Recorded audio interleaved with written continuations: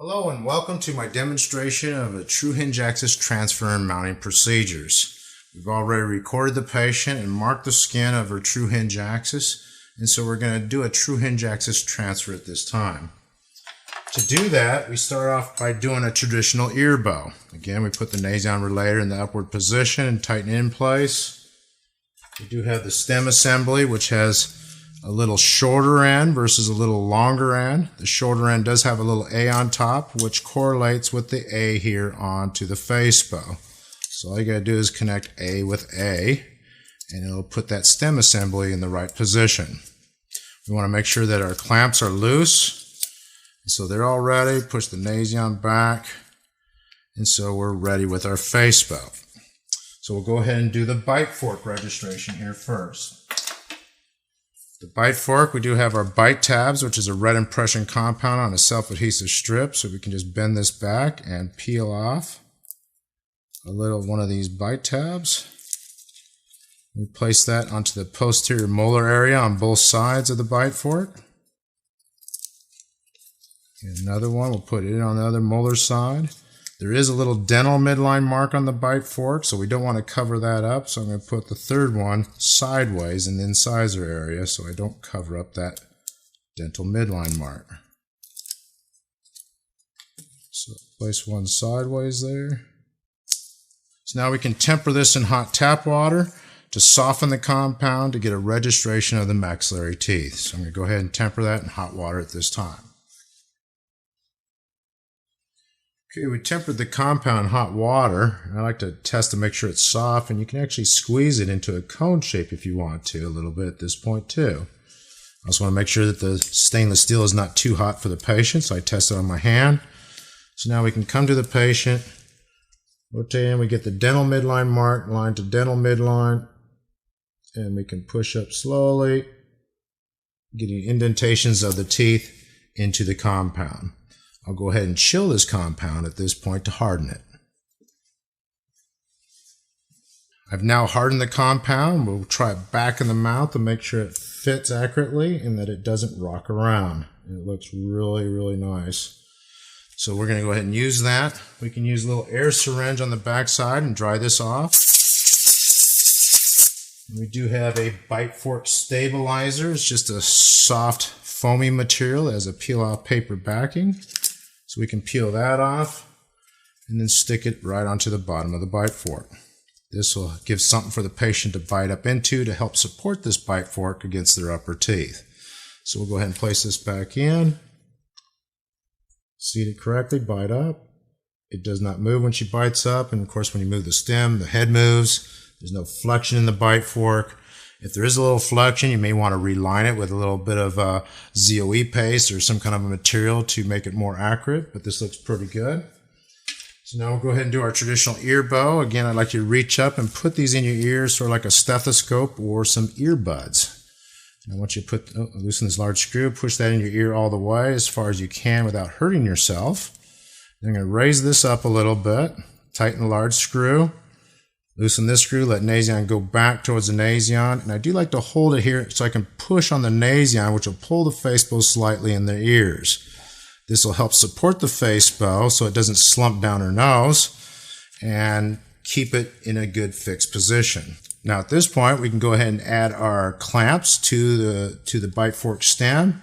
I like to push the clamp all the way towards the patient, grab that clamp, and we're going to tighten this screw as tight as we can. I'm going to reach up here and offset any torque and tighten this one as tight as we can. Now what we've done here is we actually picked up an arbitrary relationship to the axis using the ear bow, but we've adjusted the top of the pin here, this vertical post, which is equal to the upper surface of this face bow. The upper surface of this face bow is your third plane of reference. So it's actually located 22 millimeters below nasion where this upper surface is. So actually what we've done in the ear bow procedure is align the vertical post to our third point of reference orbitally. So we can go ahead and remove the face bow at this point. So I'm going to loosen the nasion and tighten the screw. I like to have the patient reach up again. I loosen the large screw, open your mouth, and take it out of your ears. I like to have them open their mouth first, because if they pull it out of their ears, they might pull on the face bow and change the relationship slightly. So it's better sometimes to have them open their mouth, so when they pull the bow out of their ears and there's some flexion to it, it won't distort the bite fork registration. At this point, we can loosen the small screw here, release the bite fork assembly. This can go back be cleaned up for another patient's use, and we're going to use this portion to do our true hinge axis transfer. So for the true hinge axis transfer, we do have what's called the crossbar and clamp. The crossbar and clamp is going to go over the top of the bite fork stem assembly.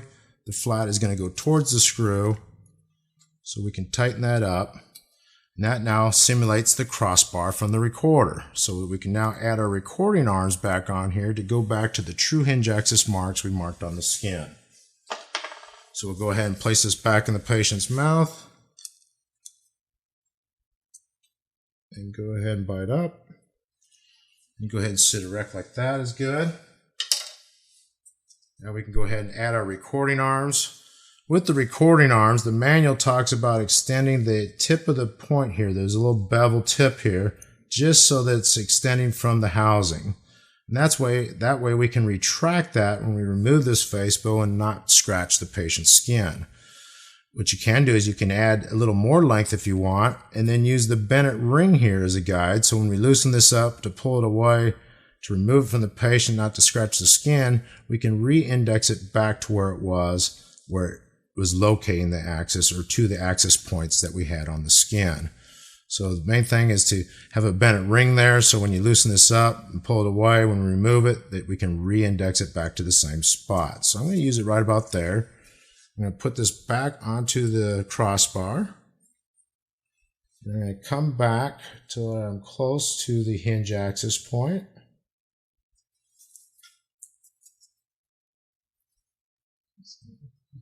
And then I'm going to tighten the large screw with the spring so that it's all the way down.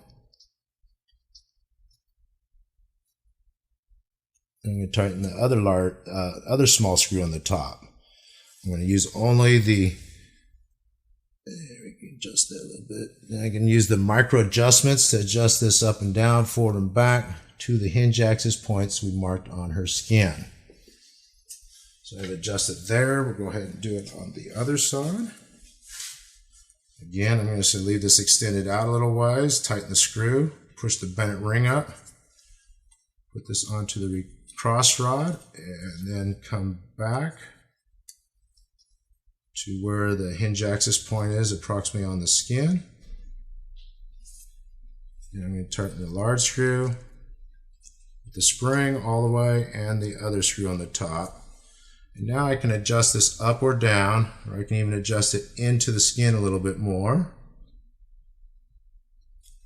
Push the Bennett ring up against the sidearm so we have that reference. So I can adjust that forward and back, or up and down. So you can see me adjusting up and down and going right to the spot we located on the skin.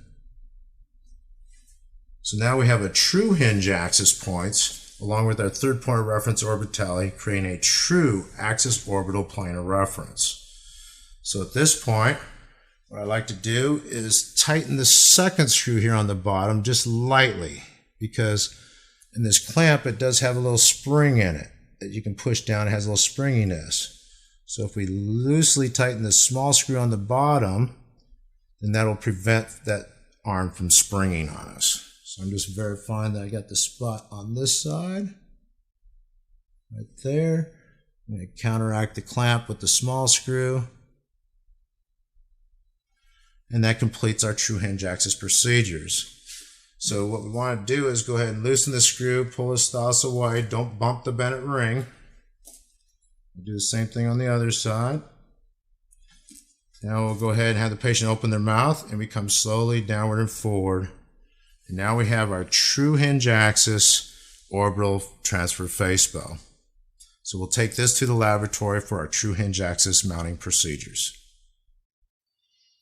Okay, we're now in the laboratory completing our true hinge axis transfer and mounting procedures. We do have our axis orbital face bow from the patient. And first of all, I would like to remove the bite fork stabilizer. So I'm just going to set this down and very gently remove the bite fork stabilizer without bending the bite fork. Okay. Now what we want to do is measure the facial width. And we have a little scale here on the front of the stand. And so we'll put one stylus right to the edge, and then we'll read out how long the facial width is. And here I got about 142 millimeters.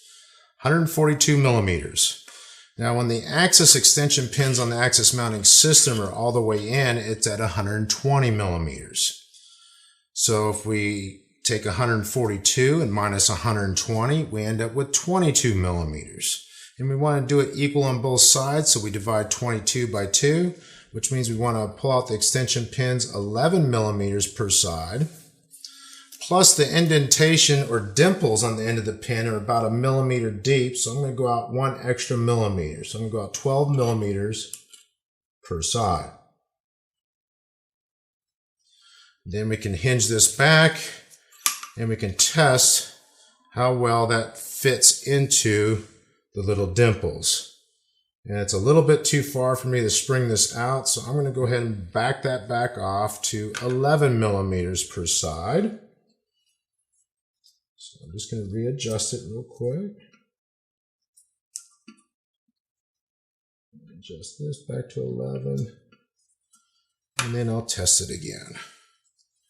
I put one of the styluses into the dimple on one side.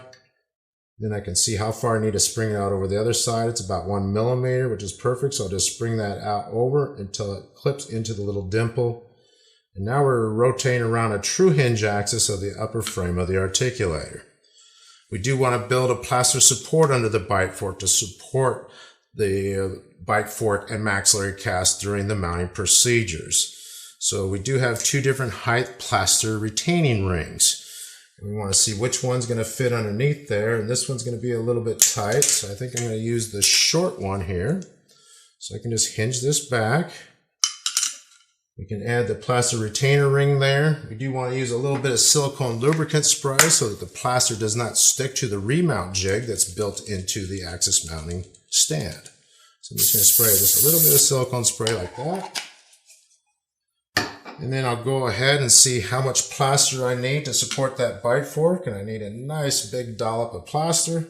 So I'm going to go ahead and mix the plaster at this time. So we mixed up a really nice batch of quick set plaster here. And I'll go ahead and just pour that into the remount jig area. Make sure we're indexing the little index holes. And we'll just add a bunch more so we can build up a nice little support underneath that bite fork.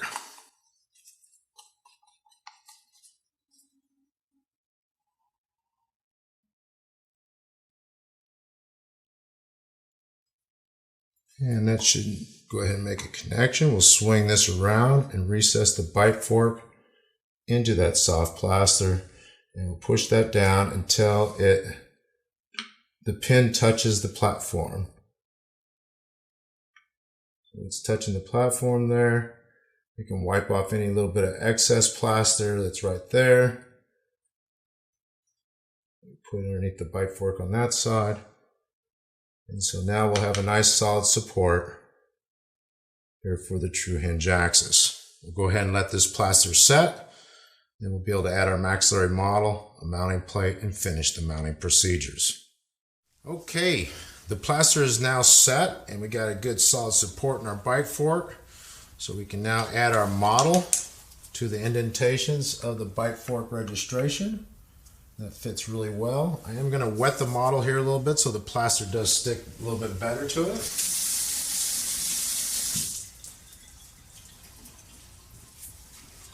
And then I'll re-index that back into its registration right there. Looks good. Now we can add a mounting plate to the upper mounting plate area. We could just swing this around and do a mounting like this, but sometimes it's nice to get the expensive recording arms out of our way, since we're going to have some plaster here as well. So we can go ahead and remove the recording arms by just loosening the large screw with the spring. Remove the recording arm. And then we can remove the crossbar and clamp. There are little notches here on the side of the remount jig for hooking on elastic rubber bands that we can sling over the model to help hold it in place during the mounting procedures. So I like to kind of crisscross those across the maxillary cast. So that'll now hold the cast a little bit better as I add plaster, not only to the model, but we can also add a mounting plate. We'll add plaster to the mounting plate. We'll swing this around, allowing the pin to drop all the way down and touch the table. This way, the top of the pin, our third point of reference, orbitale, will equal the third point of reference of the upper frame, which is the lower surface of the upper frame here, or the reference flag, the undersurface of the reference flag. It'd be the same. So we can see that we need a nice little amount of plaster to make a connection. So I'll go ahead and mix some plaster at this time. Okay, I've now mixed a nice little batch of plaster. And while this is still somewhat thin, I'm going to go ahead and add to the mounting plate first so I can get well around that retention lug in the center, as well as the little retention tabs that are on the side of the mounting plate. Then I go ahead and just fill the mounting plate up on both sides. You can go ahead and add a little plaster to the model.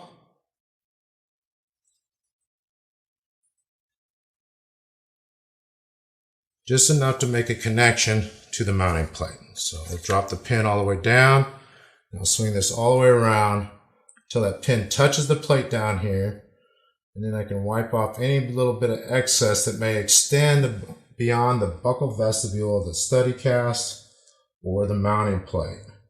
Because we'll use that buccal vestibule and the mounting plate as a guide for adding more plaster and beefing this up a little bit and making the models look real pretty. So we'll go ahead and let this plaster set, and that will complete our hinge axis maxillary cast mounting procedures. Once this is set, we can remove this maxillary cast from the axis mounting system, transfer it to the articulator for the mandibular mounting procedures. Thank you.